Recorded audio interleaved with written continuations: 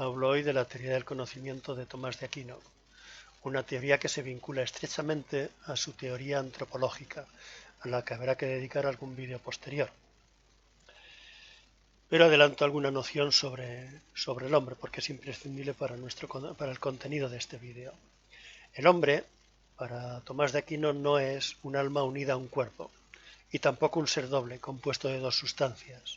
La tesis tomista en este punto es que el hombre es una unión sustancial de alma y cuerpo. Esto se aclarará más adelante. Baste por ahora apuntar que la palabra unión en esta expresión, unión sustancial de alma y cuerpo, la palabra unión es engañosa, porque puede parecer sugerir que hay dos seres diferentes que se vinculan uno a otro y que uno gobierna al otro, como se incorpora el piloto a la nave para gobernarla según la conocida metáfora de Platón.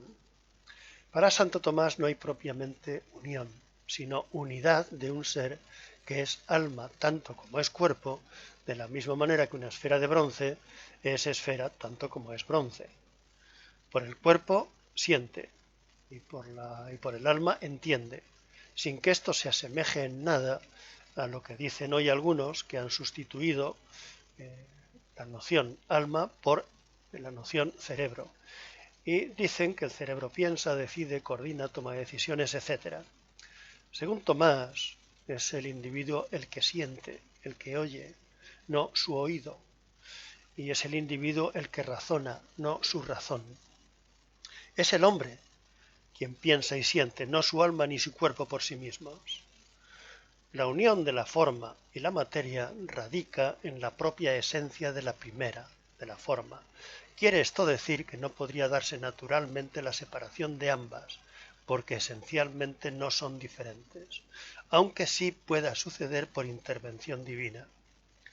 Tan seguro está Santo Tomás de esto, que dice que el día de la resurrección de los muertos, cada alma que habrá estado mientras tanto separada contra su propia naturaleza de su cuerpo, lo recuperará en las dimensiones que tenía y lo reconstituirá para volver a la unidad en que consistía antes de morir. Por esto no admite que preexista el cuerpo. El alma nace con él en un único acto en el que es creada con él, con el cuerpo. Que el conocimiento comience en este ser vivo que es el hombre, por el cuerpo, por los sentidos del cuerpo, es congruente con estas nociones. Por eso todo conocimiento empieza siendo sensible. También es inteligible, porque el hombre es alma, entendimiento, que todo lo que recibe lo recibe entendiéndolo. Dicho entendimiento es activo, agente, porque extrae de las imágenes de los sentidos las ideas universales, y es individual, no universal. Si, como había dicho Averroes, hubiera un solo entendimiento agente, entonces no habría muchos hombres, sino muchos animales y un solo hombre, un intelecto separado de todos los individuos. Y si estuvieran en lo cierto el agustinismo, el neoplatonismo judío y musulmán y los franciscanos que habían seguido sus huellas, entonces el hombre no sería una sustancia individual y única, sino doble. La teoría de Santo Tomás, contraria a todas estas, concede al cuerpo una función imprescindible en el conocimiento y la ciencia. Todos nuestros conocimientos comienzan por las imágenes suministradas por los sentidos, afirma. Ahora bien, toda ciencia es conocimiento de universales, no de seres concretos, materiales, y en consecuencia toda ciencia es inmaterial. Si lo material es siempre necesariamente particular, y si todo conocimiento comienza por los sentidos corporales, ¿cómo es posible que la razón humana obtenga los universales siendo concretas las cosas sobre las que extiende su comprensión? Este es un problema que los partidarios de la iluminación divina no podían plantearse. Conocemos las respuestas antiguas, demasiado fáciles a mi entender. Platón puso la existencia del alma en una vida anterior, de donde había traído consigo las formas a este mundo. Plotino adujo que las ideas de la mente, cuya comunicación con Dios es permanente, se producen por iluminación del logos. San Agustín, pese a no aceptar la preexistencia del alma, admitió sin embargo la iluminación plotiniana. Los árabes argumentaron que las ideas brotan del divino intelecto, que de ahí se encaminan a las inteligencias de las esferas y de éstas a las mentes de los hombres. Una idea ciertamente poética. Incluso Averroes creyó solucionar el problema por recurso al entendimiento agente del mundo, entendimiento agente separado del mundo, mejor. Pensado a veces como el intelecto divino y a veces como la inteligencia de las esferas, en lo que creía seguir la indecisa teoría de Aristóteles, indecisa a veces en este punto precisamente.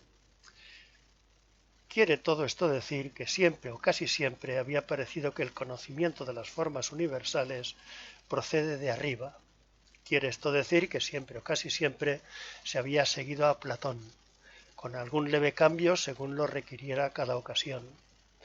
Hasta Pedro Abelardo, seguidor de Aristóteles, había defendido con ardor la tesis de que nuestro conocimiento de las cosas naturales es imposible sin la iluminación divina. Incluso el propio Santo Tomás de Aquino había simpatizado con esta idea en su juventud, aunque luego la abandonó de forma decidida.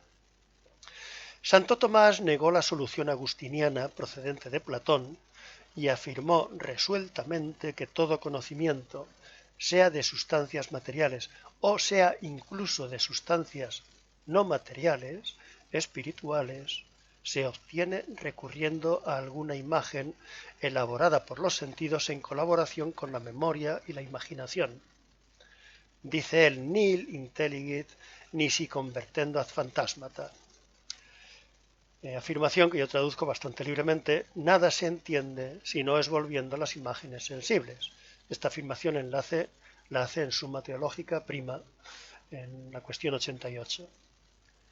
No parece que pueda hacerse referencia a ningún autor anterior, ni a Alberto Magno, ni a Juan de Salisbury, ni siquiera al propio Aristóteles, cuya doctrina se interpretaba entonces de bastantes maneras diferentes.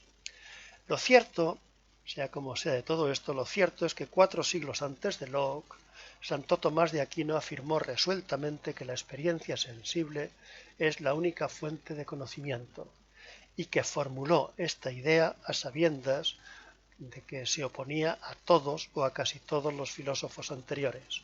Esto no hace de Santo Tomás un empirista, al estilo de los empiristas ingleses posteriores a Locke. Hay algunas cosas en las que se diferencia fundamentalmente de ellos. La formulación de esta teoría del conocimiento por parte de Santo Tomás exigía que se reinterpretaran ideas antiguas, pero en manos de este autor era también una exigencia el recurso a la experiencia que cualquier persona puede tener. Las ideas de potencia y acto aplicadas al alma racional humana llevan a concebir que ésta, por haber nacido unida a un cuerpo, tiene que ser una tabula rasa, un papel en blanco en que la experiencia sensible habrá de dibujar sus primeros trazos. Ahora bien, esa tabula rasa, nacida vacía de toda idea y de todo conocimiento, tiene algo propio muy especial: el estar en potencia frente a toda forma inmaterial. Cualquier persona sabe que el niño nace sin saber nada y que en esto no se diferencia del chimpancé, pero también sabe que en el primero hay una capacidad que no hay en el segundo. Esa capacidad es, según el vocabulario aristotélico que Tomás adopta, la potencia. Una potencia que, aun no siendo algo en acto, no es por eso una deficiencia, sino un poder o una perfección en el vocabulario de la escuela. El poder de aprender nociones universales. Es indudable que es mejor saber que aprender, pero también es indudable que es mejor poder aprender que no poder hacerlo, o que es mejor poseer la capacidad del niño que la incapacidad del chimpancé. En lugar de poner en la mente humana las ideas desde su nacimiento, o antes incluso de él, Tomás pone la capacidad o potencia de adquirirlas, pero pasando antes por las imágenes sensibles generadas por el cuerpo. Dichas imágenes no son cosa baladí, pues nos acompañan siempre, no sólo para adquirir ciencia universal, sino también para transmitirla. Tenemos, en efecto, necesidad de imágenes para comunicar conceptos a otras personas. Incluso tenemos necesidad de ellas para pensarlos. el alma espiritual unida a un cuerpo en esta vida tiene como primera tarea indispensable aproximarse a las cosas sensibles. Ignoro si Platón fue consciente de que es imposible prescindir de ellas cuando dijo que la verdadera ciencia, la noesis, tiene que habérselas solamente con ideas, a través de ideas y en dirección a ideas. Esa ciencia suprema solo está al alcance de inteligencias superiores a la humana. A los humanos no nos resulta posible prescindir de las imágenes. La mente humana, que recibe del cuerpo la información del exterior, construye por sí misma las ideas universales. Un ejemplo valdrá quizá para comprender este proceder. La figura del vaso está en el vaso. Esto es obvio. Pero está también en mi visión del vaso, aunque de distinto modo. Su lugar propio, indudablemente, es el vidrio. Esa es su materia.